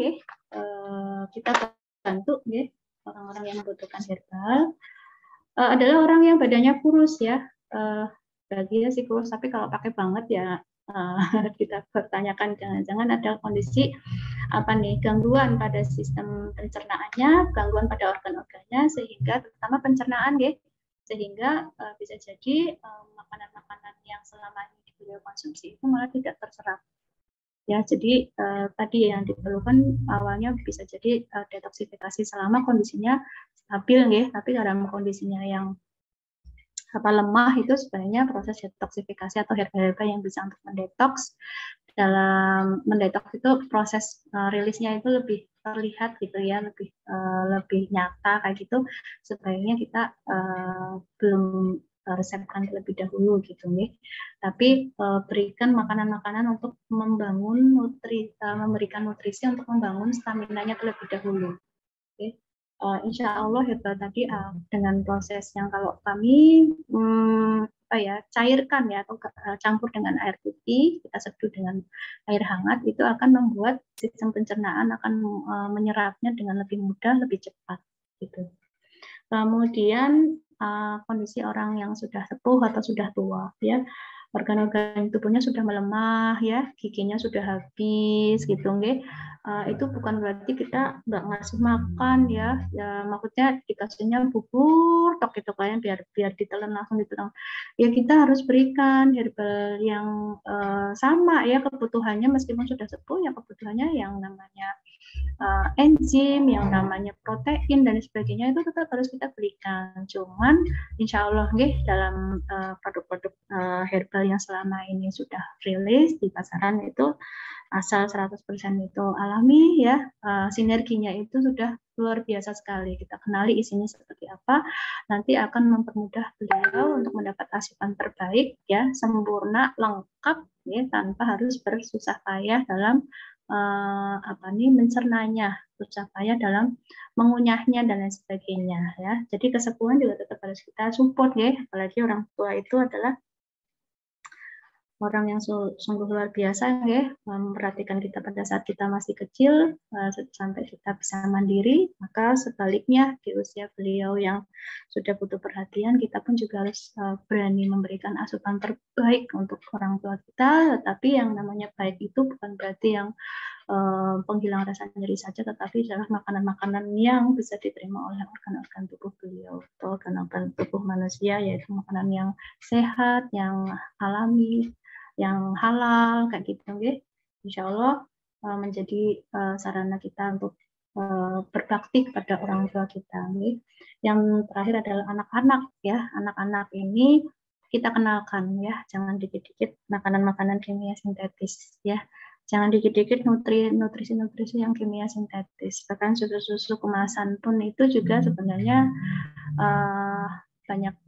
banyak campuran kimia sintetisnya kayak gitu Jadi bukan menjadi support untuk motoriknya, perkembangan perkembangan organ-organ tubuhnya, kecerdasannya, akhlaknya, tetapi justru malah merusak gitu. kita harus bijak karena anak-anak kita itu nanti adalah penerus ya, penerus generasi bangsa ya. Kalau kita racuni sejak dini ya Pak, apa jadinya para penerus bangsa kita nih ya. Orang tua harus makin bijaksana, ya, harus makin aware, harus belajar terus gitu ya. Makanya kita yang sudah mengenal produk-produk alami yang siap dikonsumsi gitu ya, jangan pernah putus asa dalam terus mengenalkan, sehingga insya Allah nanti anak-anak Indonesia terutama ke depan juga diteruskan oleh generasi-generasi yang sehat ya, generasi-generasi yang berakhlak mulia insya Allah ya. Kemudian selanjutnya ini yang terakhir ya, yang terakhir tadi ada pengobatan yang kita kenal di masyarakat adalah pengobatan alami, yang lainnya adalah pengobatan alopati atau kimia sintetis. Di sini ada perbedaan ya yang sangat kontras ya. Bisa dibaca. Itu yang membuat saya jadi hijrah ya. Dulu saya kolektor kartu berobat, tapi sekarang alhamdulillah sudah 5 tahun saya tidak pernah ke Vaskes untuk memeriksakan kesehatan ya, paling untuk jenguk saja, jenguk saudara yang masih membutuhkan ini sarana Vaskes gitu ya. Nah, karena tadi kerja herbal yang sudah masuk ke dalam tubuh saya setiap hari itu memberi efek yang luar biasa ya. Regenerasi sel, refunction gitu ya, yang kemudian rilisnya itu benar-benar bekerja, dan ya seperti ini kondisinya, insya Allah semakin sehat, semakin produktif, semakin mudah dalam ibadah, bersilaturahim gitu ya, dan lain sebagainya. Kita kenal pengobatan herbal itu bahannya alamiah, tapi kalau alopati menggunakan bahan-bahan kimia sintetis, atau kalau saya bilang itu makanan KW ya, antara yang asli sama KW kita tahu ya kualitasnya bagaimana. Kemudian herbal itu bersifat probiotik, tapi kalau yang kimia sintetis bersifat toksin atau meracuni tubuh kita, sayang ya, apalagi kalau toksinnya itu dengan sengaja kita berikan setiap hari.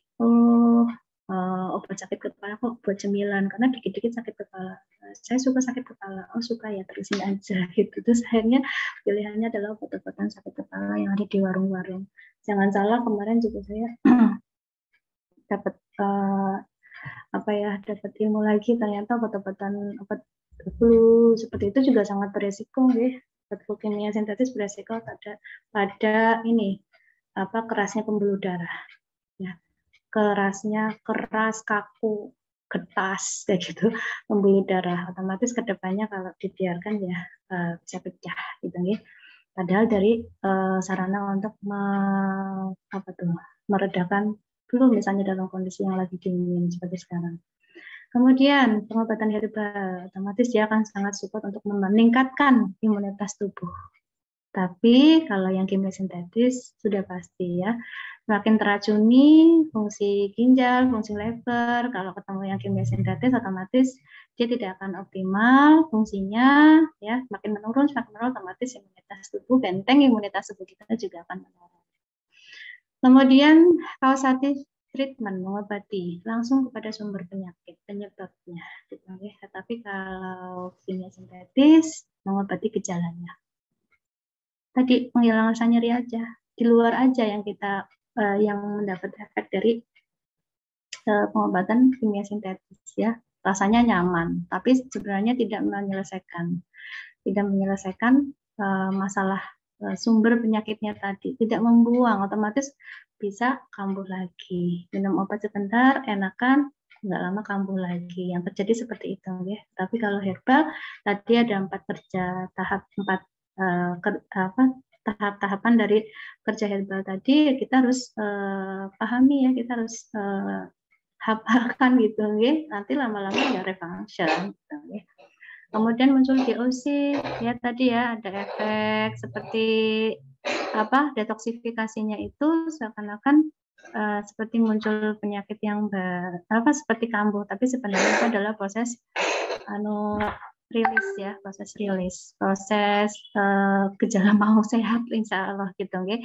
Gejala mau bersih itu tubuhnya dari tadi ya sumber-sumber penyakitnya tadi. Tapi kalau pengobatan kimia sintetis itu malah muncul banyak efek samping ya, bahkan di kemasannya aja banyak ya warning efek samping, tapi ternyata masih menjadi pilihan ya gitu. Masih menjadi pilihan padahal warningnya udah tegas sekali. Kemudian bersifat konstruktif, membangun sel-sel tubuh kita menjadi lebih kuat. Tapi kalau alopati atau kimia sintetis bersifat destruktif atau merusak. Ya, pilih mana? Membangun atau merusak ya, atau menurunkan fungsi-fungsi organ tubuh kita. Ya, jadi bijaksana. Kemudian herbal itu mengobati secara keseluruhan, baik fisik, mental, emosi, bahkan spiritual. Tidak harus nunggu sakit ya, tapi yang mau merutinkan ya asupan-asupan alamiah, apalagi halal, toib seperti itu, Masya Allah ya, yang terbangun ya 4 kekuatan fitrah tadi secara holistik ya, tidak separuh-separuh, tidak jomplang dan lain sebagainya, asal rutin. Tapi sebaliknya pengobatan alopati hanya fokus pada pengobatan fisik saja, sehingga efeknya malah tadi ya, karena semakin bertambahnya toksin di dalam tubuh kita, maka memberi efek apa tadi ya, emosinya malah semakin tidak terkontrol karena tubuh sudah semakin penuh dengan unsur-unsur toksin ya, tubuh tidak nyaman, nanti dia akan merasakan yang kondisi yang lain lagi kayak gitu, nggak sabaran, nggak marah-marah dan lain sebagainya. Jadi kemudian pesimis, Mario mau sembuh apa enggak sih ini kayak gitu. Aku bakal sehat apa enggak sih? Ini muncul-muncul sifat-sifat negatif yang justru makin merusak ini ya kondisi fisiknya tadi. Ya karena memang fokusnya hanya meredakan rasa sakitnya saja. Gitu ya. Nah, insya Allah itu akhir dari akhir dari pemahaman tentang herbologi. Ya. Moga-moga dipahami oleh teman-teman semuanya. Tapi jika jika masih bingung, moga-moga nanti Mas Ajis bisa ini ya membantu untuk memahamkan. Itu aja sih Mas Ajis, mohon maaf jika siap. Nggih, matur nuwun ini Bu Rina, waktunya Masya Allah. Ini luar biasa sekali, jadi tambah pengetahuan buat kita semuanya. Jadi apa namanya ya, buat teman-teman semuanya, teman-teman afiliat dimanapun berada, jadi kayak gitu. Herbalnya mungkin ada yang mungkin sekarang ini sudah bergerak, sudah mulai memaparkan apa namanya, mempromosikan seperti itu produk-produk dari Herdigo Affiliates ini. Kemudian ada ini apa namanya ya, ada keluhan semacam itu. Saya sudah konsumsi susu kambing tapi kok tetap kayak gini aja, badannya nggak enak, katanya mau bikin enak badan, nafasnya jadi lega dan sebagainya. Mungkin itu belum dipahamkan tentang 4R ini, seperti itu teman-teman ya. Ada pertama tadi release, relax, regeneration, kemudian refunction, seperti itu. Mungkin dari teman-teman ada yang mau ditanyakan, semoga bisa di-on kan kameranya, kita beri 1-2 pertanyaan. Kalau tidak ada saya yang tanya malah. Oke. Ini saya lihat yang hadir, saya mau sapa dulu nih, mohon izin Bu Rina, mau nyapa sama teman-teman dulu. Ini kebetulan ada afiliat yang restasinya itu selama 6 bulan terakhir, 5 bulan atau 3 bulan terakhir ini begitu moncer seperti itu ya. Saya minta kesediaannya Bu Rani Susanti, halo. Ada bisa di-on-kan kameranya sama mikrofonnya Bu Rani Susanti. Saya on suara saja ya. Oh, oke, monggo. Bu Rani Susanti, assalamualaikum. Waalaikumsalam warahmatullahi wabarakatuh. Ibu, saya pengen kenalan ini. Ibu, aslinya mana Ibu? Saya domisilinya di Malang. Domisili Malang, siap, Oke. siap, siap, siap. Domisili Malang ini kan teman-teman ini belum banyak yang tahu tentang Bu Rani Susanti ini. Bu Rani Susanti ini buat teman-teman semuanya, Bu Rani ini adalah termasuk orang-orang yang pertama kali gabung dengan Erdigo Affiliate seperti itu. Kalau tidak salah itu 1 bulan atau 2 bulan Erdigo ada, kemudian Bu Rani Susanti memutuskan untuk bergabung dan sekarang menjadi unstoppable affiliates yang tidak terbendung seperti itu. Setiap hari ada apa namanya, ada saja closingannya 2-3 dan itu luar biasa sekali. Mungkin bisa berbagi triknya Ibu Rani Susanti ini, mohon bagi tipsnya bagaimana caranya Ibu kok bisa, kalau bahasa anak sekarang itu gacor, itu gacor Masya sekali Allah. nih jualannya, gacor Masya sekali nih Allah. itunya. Silahkan Bu Rani Susanti, monggo. Masya Allah. Gimana ngomongnya? Aduh, saya ini sebenarnya masih baru juga. Saya iseng-iseng awalnya itu. Iseng-iseng scrolling IG. Kemudian nemu ini postingannya Erdigo. Terus saya coba gabung. Bulan pertama itu kayaknya cuma dapat 50.000 kayaknya. Bulan pertama itu. Kemudian saya coba posting di FB Marketplace sih. Setiap hari gitu. Terus alhamdulillah ada hasilnya. Gitu, Kak. Cuman ngapunten Bu Rani, cuman dari Iya. FB Marketplace saja atau ada yang lain?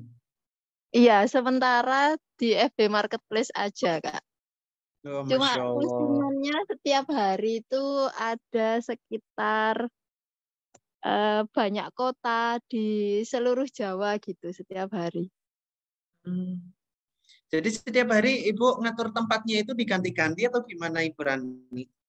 Saya postingnya di banyak tempat langsung gitu. Tapi ya nggak setiap hari juga karena sehari-hari kan saya ngajar. Jadi kayak kalau senggang saya posting gitu. Alhamdulillah, ini luar biasa sekali Bu Rani Susanti ini. Bagi teman-teman affiliates dimanapun Anda berada dan yang akan menyaksikan ini rekamannya ini, jadi Bu Rani Susanti ini adalah ya seperti apa yang sudah disampaikan tadi, orang yang pertama kali cuma iseng-iseng ya Bu Rani ya. Iya. Iseng-iseng dapat 50.000, aduh 50.000 di iseng-iseng aja dapat 50.000, setelah sekarang diseriusin alhamdulillah Bu Rani Susanti itu kalau saya tahu itu hampir 1 juta, itu 900 sekian komisinya, Iya, lumayan Masya Allah. sekali alhamdulillah. Alhamdulillah. Jadi Motivasi saya Ibu itu Rani itu, Kak, Susanti sebenarnya. dalam Iya. Motivasi saya tuh kan saya ini hobi internetan ya, Kak ya. Kok kayaknya kalau internetan ini cuma beli pulsa kok rugi gitu. Jadi saya harus setidaknya setiap bulan itu menghasilkan senilai dengan data yang saya beli setiap bulan gitu. siap. Masya Allah, keren. Ini bisa juga jadi motivasi buat teman-teman yang lain, ya. Jadi Ibu Rani Susanti ini adalah seperti yang diketahui kita ketahui bersama, beliau ini pengajar seperti itu. Saya belum pernah ketemu sama Bu Rani Susanti, cuman setiap hari kok ada orderan lagi-lagi masuk Bu Rani Susanti. Aduh, Jan, keren. Terus ini alhamdulillah Bu Rani Susanti juga jadi salah satu afiliator terbaik seperti itu di 3 bulan terakhir karena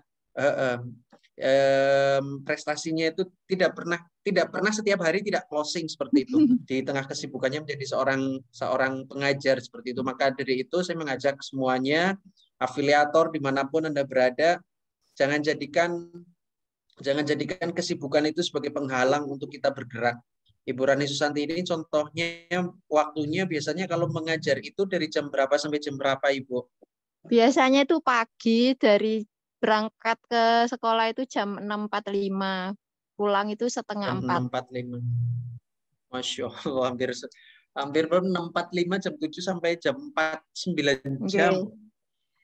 Biasanya posting 9 itu jam, alhamdulillah. sebelum berangkat. Setengah jam sebelum berangkat Sebelum itu berangkat. posting dulu. Iya.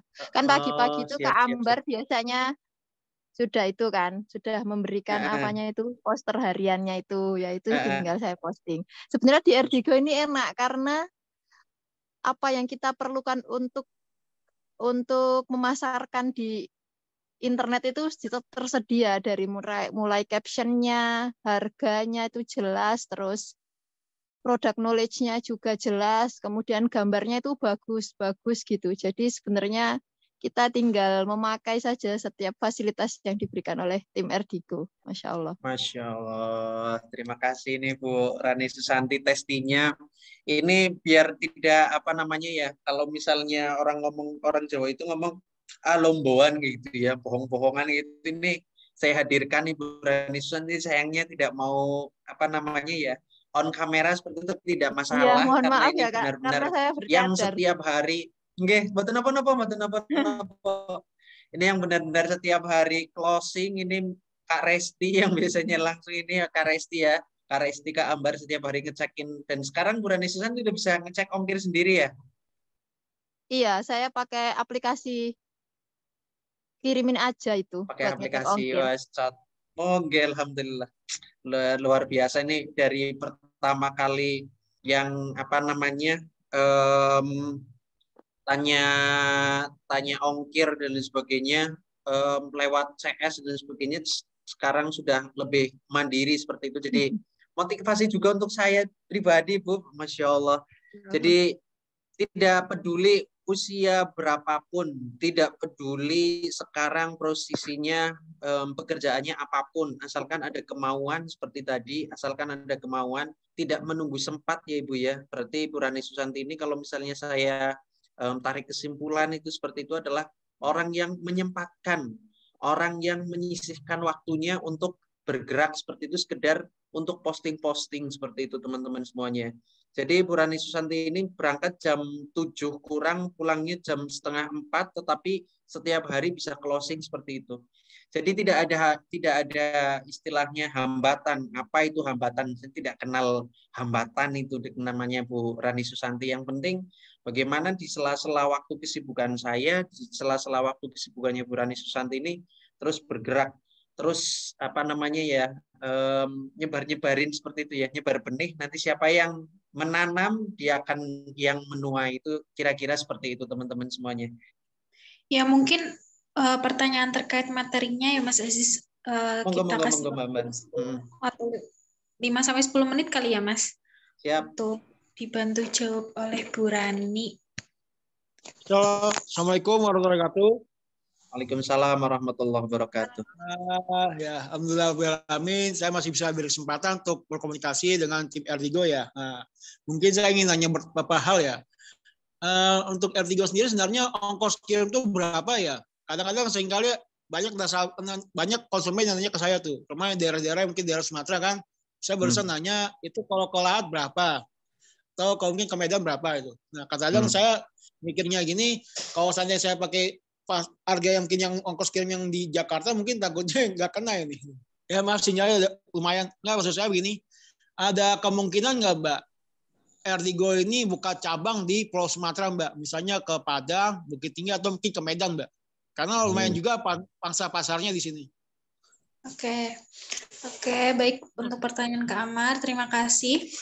Menjawab pertanyaan terkait ongkir ya Kak.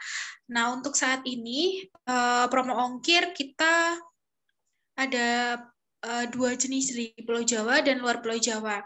Biasanya untuk promo ongkir memang untuk saat ini masih dibantu oleh CS Order, ada CS Resti, CS Indah, dan CS Fitri nantinya tergantung kakak nanti masuk di grup mentoring berapa. Nah untuk skema promo itu sebetulnya sudah ada juga, kita bantu upload juga di YouTube.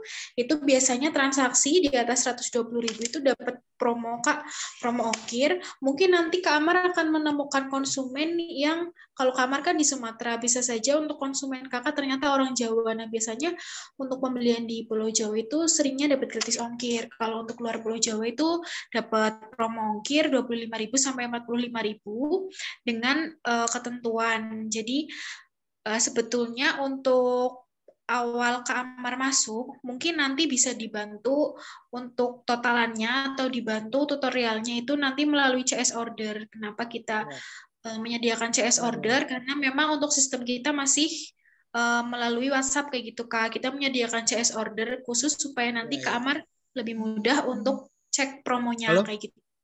Ya untuk cabang doakan aja ya Kak Amar karena kita sebetulnya udah ada 3 gudang di Surabaya, kemudian di Cilacap, di Surabaya itu di Rungkut, di Cilacap juga di Penjaringan. Jadi insya Allah kalau memang memungkinkan dan kita berkembang pesat sampai ke seluruh Indonesia, kita nggak menutup kemungkinan mungkin di setiap provinsi akan ada gudang kayak gitu Kak. Kalau wilayah Papua masuk jalur kirimnya lewat Surabaya, Betul, Mbak ya? bisa lewat Surabaya, biasanya itu lebih terjangkau kayak gitu Kak. Nanti kita bisa sesuaikan tergantung ongkos kirimnya. Kalau ongkos kirimnya terjangkau, kita ambil dari gudang yang terjangkau gitu Kak. Insya Allah nanti akan kita permudah untuk semuanya. Yang terpenting nanti Kakak konfirmasi dan konsultasi melalui CS. Ya, oh ya, alhamdulillah untuk saat ini saya udah dapat 2 closingan ya. Dan kebetulan customer-nya masih yang sama. Dia waktu itu kan puas pakai yang pesan 2, ternyata dia pesan 2 lagi gitu loh. Nah, doakan aja Mbak ya, semoga mungkin bisa lancar nih Mbak. Seterusnya. Amin. Jadi Erdigo Affiliates ini sedikit unik dibandingkan dengan program afiliasi mungkin dari si toko oren, toko hijau dan sebagainya. Ini sebenarnya agak unik. Orang-orang yang biasa ikut program afiliasi kemudian ikut di Erdigo ini, di Erdigo Affiliates ini biasanya kaget. Ini sebenarnya afiliasi atau reseller atau apa itu namanya istilahnya dropshipper seperti itu. Jadi kita itu ada di tengah-tengah di antara mereka seperti itu. Jadi namanya afiliasi, cuman kita juga kayak dropshipping, tapi juga kita tidak modal sama sekali. Kemudian kita juga sudah menyediakan ekspedisinya seperti itu untuk memudahkan teman-teman.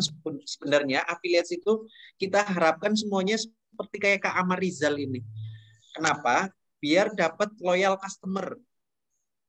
Karena kalau misalnya kita cuma sekedar share link seperti itu, linknya kemudian kita share dan sebagainya, itu biasanya Kak Amar dan teman-teman afiliasi yang lain itu tidak memperoleh namanya loyal customer dan kecil sekali kemungkinan untuk repeat order seperti itu. Jadi kayak kasusnya Kak Amar seperti ini sudah 2 kali closingan, kemudian orangnya sama seperti itu. Tinggal bagaimana Kak Amar dan teman-teman yang lain adalah memperbanyak customer yang seperti itu. Jadi penghasilannya itu berketerusan. Lain lagi kalau misalnya kita hanya sekedar share link seperti itu besar kemungkinannya orang yang sudah pernah mengklik link itu untuk mengklik link yang lain juga. Dan Kak Amar itu bisa kehilangan itu tadi customer loyalnya tadi. Kalau di Erdigo Affiliates ini berbeda Kak. Jadi kalau di Erdigo Affiliates ini benar-benar silahkan database-nya si affiliate silahkan dikelola. Orang yang sudah pernah closing oleh Kak Amar, di sini ada Kak Haryanto, kemudian ada Kak Rani Susanti, dimanapun seperti itu, siapapun seperti itu, silahkan bisa diolah kembali sehingga komisinya itu tetap seperti itu, tidak akan kehilangan komisi, tidak akan kehilangan penghasilan. Karena apa? Ini ibaratnya itu kayak sumur seperti itu. Sumur itu kalau misalnya kita timba airnya nanti dia isi lagi. Itu bakalan seperti itu Kak Amar. Jadi mungkin jadi di beberapa grup, di beberapa room seperti itu memperdebatkan masalah link dan sebagainya. Cuman kalau misalnya kita pahami, kalau misalnya kita sudah mempunyai loyal customer, database-nya sudah besar, insya Allah nanti bakalan banyak lagi seperti itu. Seperti Kak Rani Susanti seperti itu, ada beberapa orang yang memang sudah kenal dengan Kak Rani Susanti, ya udah saya pesennya sama Kak Rani Susanti aja. Oh ternyata saya pesennya sama Mas Amar nih, Mas Amar ternyata pesen susu etawalin cocok banget nih. Saya mau pesan sama Mas Amar lagi aja, itu seperti itu. Jadi bisa jadi penghasilan tetap seperti itu. Itu mungkin ini bisa sedikit dipahami oleh teman-teman yang lain seperti itu, okay? Dan ini mohon maaf sekali waktunya tinggal 3 menit dari jatah yang diberikan seperti itu. Saya cukupkan sekian. Insya Allah nanti di waktu mendatang kita bakalan ada lagi webinar atau mungkin kita bikin sedikit konsep berbeda, ngopi ya Mbak Ambar ya, istilahnya apa? Ngopi ngobrol pintar. Ngobrol pintar. Yes, ngopi insya Allah nanti kita rutinkan. Ini karena spesial ada webinar seperti itu. Masya Allah, super sekali untuk Bu Rina malam ini. Alhamdulillah dapat jawaban dari banyaknya pertanyaan. Untuk para affiliate biasanya itu mempertanyakan terkait seberapa lama dampak dari produk-produk herbal yang kita konsumsi dan lain-lain. Nanti untuk kita para CS juga bisa menjawab pertanyaan dari teman-teman affiliate kayak gitu. Tambahan ilmu ya Mbak Ambar. Alhamdulillah, terima kasih juga untuk Mas Aziz yang sudah memberikan saya kesempatan berbagi. Jangan bosen. Oh, jangan bosan, aduh.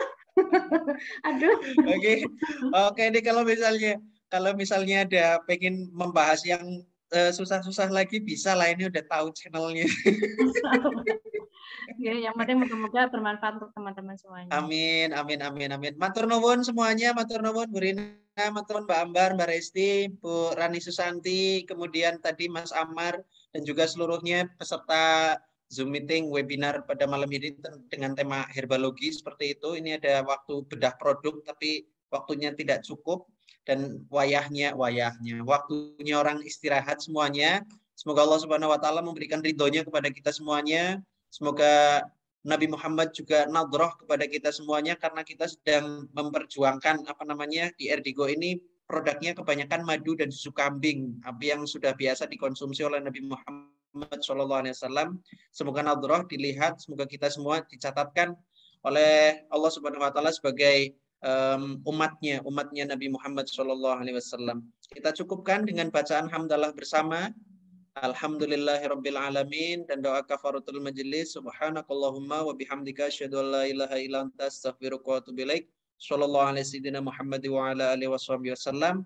Subhanakallahumma wa tahiyyahum fiha salam wa akhiru dawahum alhamdulillahirabbil alamin. Assalamualaikum warahmatullahi wabarakatuh.